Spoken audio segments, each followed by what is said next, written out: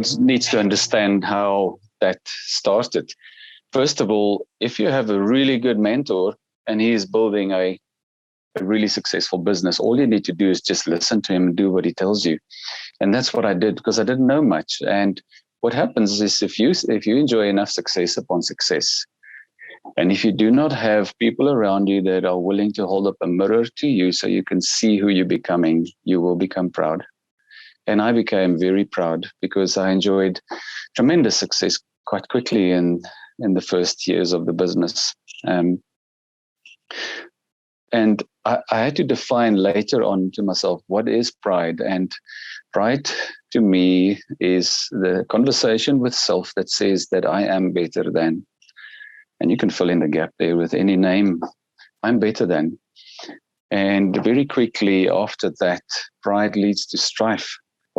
And striving says that I would like to be better than so and so.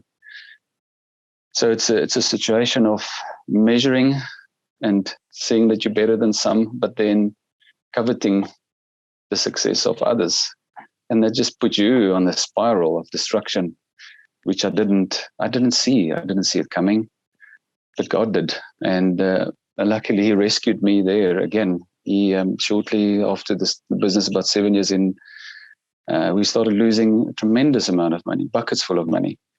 And it came as such a shock because I'm his blue-eyed boy. I'm so successful. What happens? Why all of a sudden all these losses, whatever I worked so hard for over 7 years, could be gone in a moment? And I found myself in my garage a year later on my knees, crying out to God to have mercy on me and to rescue me from the situation, and repenting of my pride and my arrogance and my striving and building it in my own strength. And He did. He came and He rescued me. William, it was very shortly after that the situation turned. It was miraculous, and it turned. So you could imagine the next year, early the next year, I was still very raw and I was covered in the fear of God. And just asking Him, how do you want me to build this thing out now? I do not ever want to make the same mistakes again. And I felt God say to me, He wants me to give away. Well, what did I have? I had debt and I had an insolvent company. And I asked Him if He wants that. But I heard God say the word equity to me, and that's a very interesting word. Now, the founder of a business always believes that the equity value is hundreds of billions. The balance sheet could show deep zeros, but the founder always believes it's worth more. And I think God went after the very thing that could become a mammon stronghold in my life.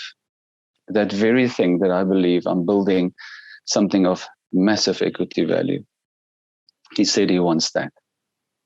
And it was very difficult. But at the same time, I knew this thing is actually really worth a minus. So I made a deal with God. I said, okay, God, I'll give you shares, but you got to show me how. And I asked Him how does He feel about 30%? And He remained quiet. And then I gave Him 30. And that's where we are. So from 30, very shortly after that, we grew it to 51 because I immediately I started understanding the benefits of inviting God Almighty, the creator of everything, to have Him as a shareholder in your business. The value proposition is just so big. At first, you don't know it.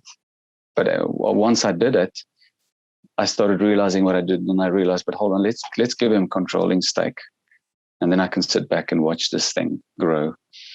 And that's where we are today.